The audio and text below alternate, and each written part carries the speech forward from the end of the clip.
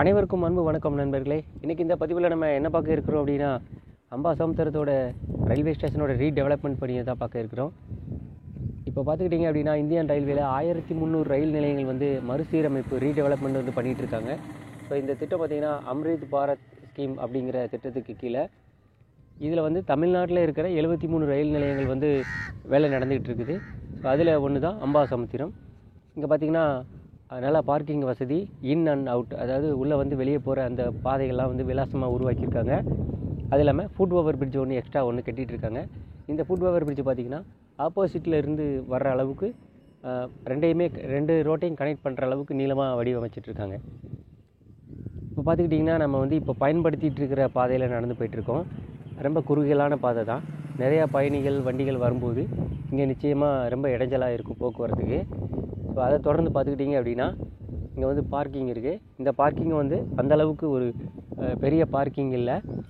மர நிழல் இல்லாத இடத்துல நிப்பாட்டுற மாதிரியான ஒரு அமைப்பு தான் இருக்குது. ஸோ இந்த ரயில்வே ஸ்டேஷனுடைய பார்க்கிங்கை பற்றி சொல்லணும்னா நண்பர்களே, 12 மணி நேரத்துக்கு தான் இவங்க அந்த நம்ம வாங்குகிற அந்த டோக்கனுடைய வேலிடிட்டி. 12 மணி நேரத்துக்கு பிறகு கூடுதலாக ஆயிடுச்சு அப்படின்னா திருப்பி அதே 12 மணி நேரத்துக்கான காசையும் நம்மக்கிட்ட வசூல் பண்ணுறாங்க. இப்படி தான் டெண்டர் விட்டாங்களா அப்படின்னு தெரியல.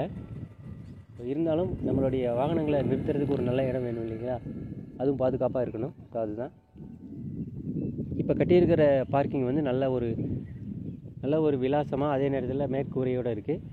வரவேற்கத்தக்க ஒரு விஷயந்தான். அம்பாசமுத்திரம் வந்து ஒரு சின்ன ஸ்டேஷன் தான். பட் இருந்தாலும் இந்த வழித்தடத்தில், திருநெல்வேலி செங்கோட்டையோட வழித்தடத்தில் இது முக்கியமான ஸ்டேஷன். நிறைய மக்கள் பயன்படுத்துகிற ஒரு முக்கியமான ரயில் நிலையம்.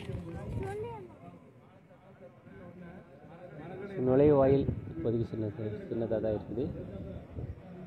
ஒரு டிக்கெட் கவுண்டர், அதோட ஏடிவிஎம் மிஷினும் ஒன்று இருக்குது.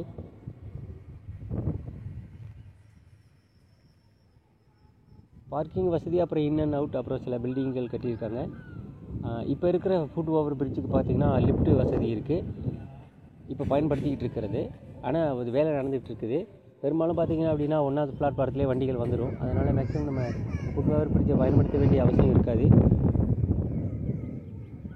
இங்கே 2 ஒன் நேஷன் ஒன் ப்ராடக்ட் அப்படிங்கிற கடை பார்த்திங்கன்னா 2 இருக்குது நண்பர்களே. ஒன்று பார்த்திங்கன்னா இந்த ரிலீஜன் சம்மந்தப்பட்ட கைவினை பொருட்கள் வச்சுருக்காங்க. இன்னொன்று பார்த்திங்கன்னா பாய்.